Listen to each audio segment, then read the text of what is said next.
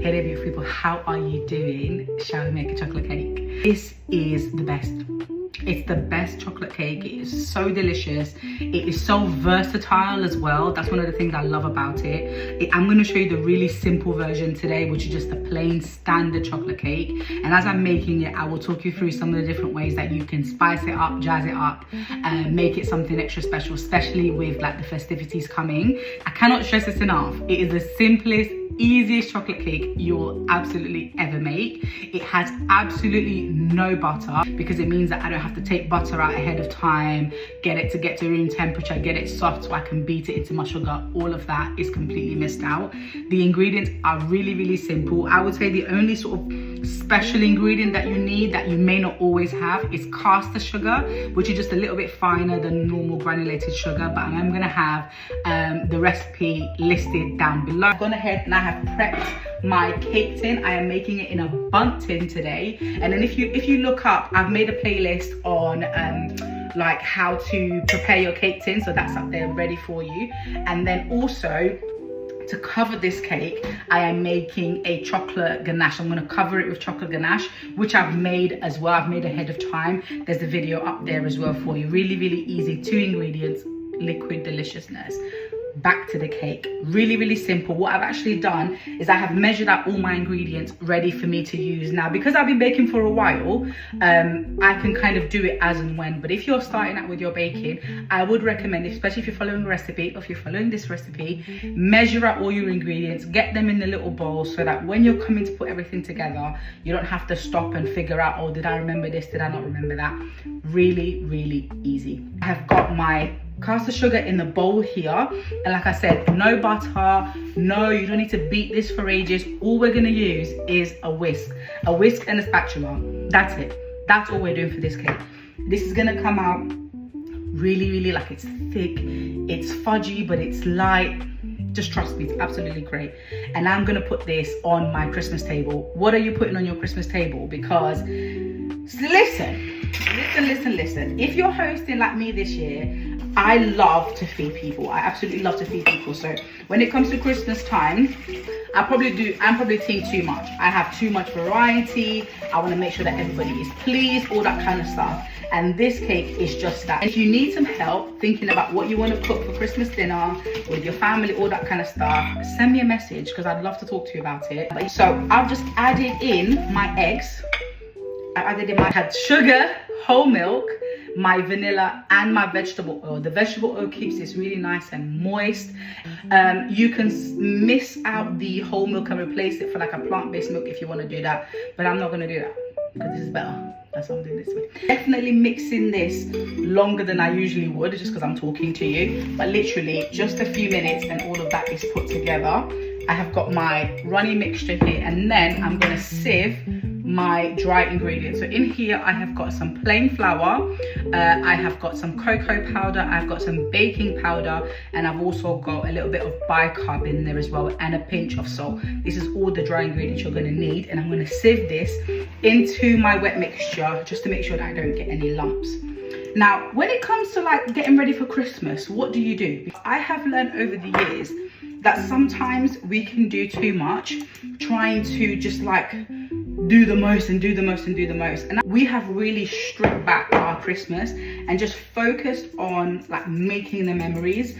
I remember when my kids were young, like we used to have, I'll find pictures and show it to you, like so many presents, and like literally, you know, each kid was opening something like, you know, 10 presents, which is just so, in my opinion, for me, it's excessive. And not because it cost us a lot of money, because I'm quite a savvy shopper. So I'm the kind of person that I was buying stuff over the year. I was buying stuff that they needed and wrapping it just so that on Christmas Day they would have, wow, all of these presents. And between us and their family, you know, our extended family who blessed them, which we're very, very grateful for, it was just becoming a lot. It was too much stuff. I was doing too much food. I was just doing too much stuff. So a couple of years ago, we decided to strip it all the way back, and we asked the kids, like, you know, make a list of the things that you'd like, but we separated them into categories. So you had to choose something you want, something you need, something to wear, something to read, and because I have more than one children, I added a category, something to share. And I used to give them this list like in October, because like I need to plan ahead. You are not gonna catch me buying Christmas presents in December. I don't do that. So literally, I was giving them that list in October, because if your kids are anything like mine, they change their minds so frequently. So giving them that list much earlier really was beneficial. And it doesn't mean that they got everything on their list. So they had to put 3 different items in every category: something you want, something you need, something to wear, something to read, something to share. They had to put 3 things in each category, and the promise was that Mummy and Daddy would try to get you 1 thing in the category. They still only got 1 thing, maximum 2 if we really like, if it was a great deal or something like that. But we literally did it that way. And what that did was, it got them to focus on what they really wanted. Because when you give them so much option that they can have whatever they want, often, I don't know about you, but sometimes kids will just be like, they just want what all their friends want. They want what all their friends have seen, and they're not even really thinking too much about it. So doing it that way really got us to think about what it is that they actually need. I've just forgotten a really crucial ingredient. Hold on. The crucial ingredient in this recipe, which just elevates it, is this: hot water. I've just boiled the kettle, and I'm gonna measure out 250 milliliters of water, and I'm gonna add this to my batter. Let me show you. The batter is all mixed, ready to go into the tin. But just before it goes into the tin, I'm gonna add this hot water. And how I like to take it up to the next level is, instead of just adding hot boiling water, I add some coffee, a little bit of dark coffee in here. It's not gonna make your cake taste like coffee at all, but I find that coffee just elevates the chocolate flavor. It just makes it like just a bit richer, a bit deeper.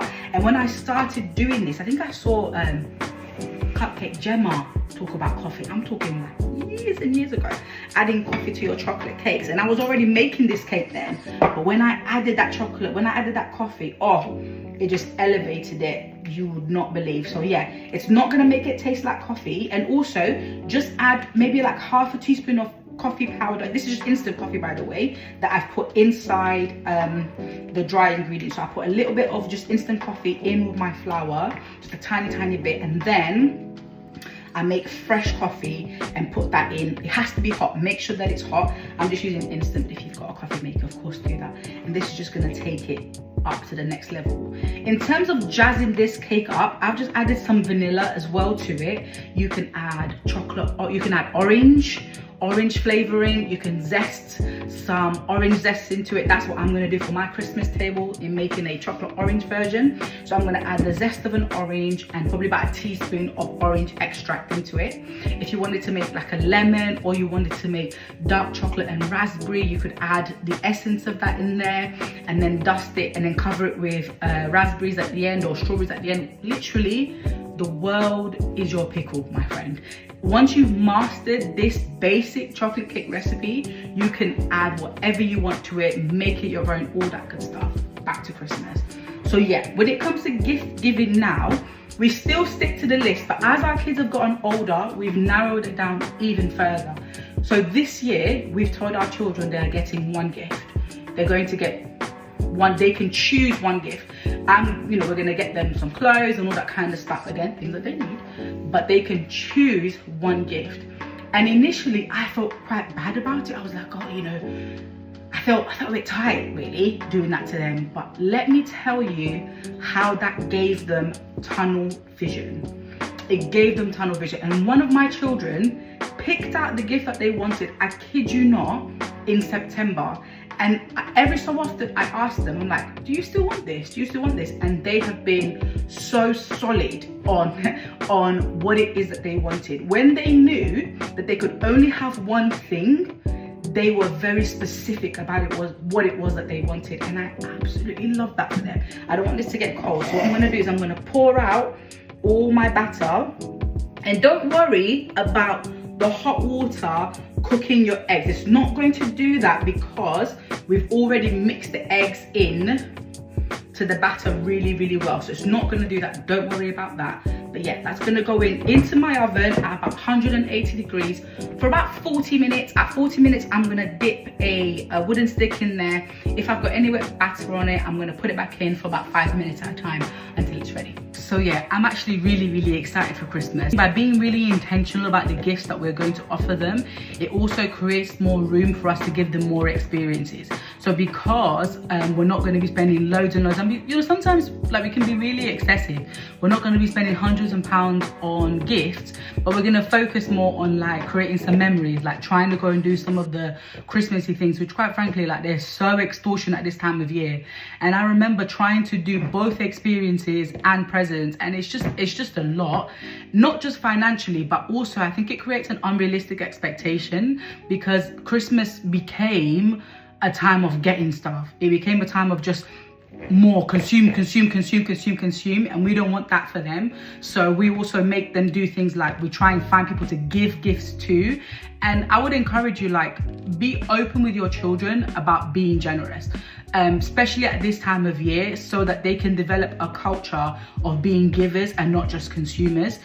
Because if you're somebody who's naturally generous, then you will find like it will be easy for you to give things. Sounds silly, but it'll be easy for you to like share what you have with others. So yeah, that's just a quick thing on Christmas gifts. Are you doing your Christmas shopping? Have you started? I would encourage you to start. First things first, write a list. You really need to write a list of like what your kids are into, what your budget is. I cannot stress enough, like, have a specific budget, and that's going to be specific to you. What is your budget for your family? What is your budget for people that you get gifts for? You know, is this the year, especially if things are a little bit tight, is this the year where maybe everybody just gets a voucher so that you know exactly how much is you're going to spend? What that does is it makes your budget specific. You can't overspend if everyone is getting £5, because you're not going to be like, oh, well, this person got something that was £7, or I'm not doing any of that, because it's the token, even just to show a little bit of love at this time of year, and you know, share some love with your extended family and friends, whatever that might look like to you. But yeah, that is what I'm doing for Christmas in terms of gifts. So yes, that is how I'm getting ready for Christmas. I am planning the gifts. I've got a list of everybody that's gonna get a gift. I've even got what they're gonna get. Some stuff is already wrapped, don't judge me. Some stuff is already wrapped, but if you need any help, whether it be gift giving, menu planning, I'm not gonna lie, I ain't a decorator. Like, I'm not a decorator. I don't do the aesthetics, really aren't for me. I just kind of do whatever looks nice to me. But if you're looking for like aesthetics and stuff that looks nice, I've got a friend called Damioke, and she's an interior designer, so she can do all that stuff for you. But I'm more in like, you know, the food and the presents and all that kind of stuff. So yeah, let me know. All right. So this is the cake just out of the oven. This is what I mean by you put a skewer inside like this, no wet batter on it, you know that's ready. So here she is. Look at that. Don't mind that. Was I already going to eat some and then remembered I hadn't shown you? Maybe, but there's no reason to judge. So anyway, there. Oh god, it's gonna fall out. So a couple of ways you could decorate this. You can get some, can you see this? Yeah. So I've got some icing sugar here on with a little sieve, and you can just dust that over. And quite frankly, it looks like, especially if you're not like a baker or anything, put that on your dessert table. You could then fill that with some fresh fruit. You can put some fresh fruit around it, like do whatever you want. Or you can take the ganache that I made earlier. I've let it sit out for a bit longer, so it's kind of thickened out a bit. Can you see? It's this lovely glossy, like, oh. So if you wanted, maybe you could reheat this a little bit and then it will be completely like a really lovely pourable consistency, or you can just plop it on top. Leave this out for even longer, let it get really nice and thick, and then you could spread it all over the top. If you're really about that life, you would pour that in the middle, put the fruit around it so that as people cut slices into it, the chocolate oozes out. But hey, that's just an idea for you. But yeah, so here she is. Let me know if you're gonna give this a go. Look at the inside. Look at that. Look at how thick and fudgy that is and soft. Oh, I probably should have let it like stay out for longer and then like let it cook completely, but I'm not gonna do that. I'm not gonna do that. Yeah, look at that. Really, really easy. No butter. Like literally you can put it all together in 10 minutes and you're living, absolutely living. Don't judge me. I'm gonna eat. Don't judge me. Bye. If you added custard to this, yeah, be unstoppable. You could put ice cream on this, fresh fruit, whipped cream. Possibilities endless. Literally, this is so good. It's sweet, but not too sweet. Ugh, perfect.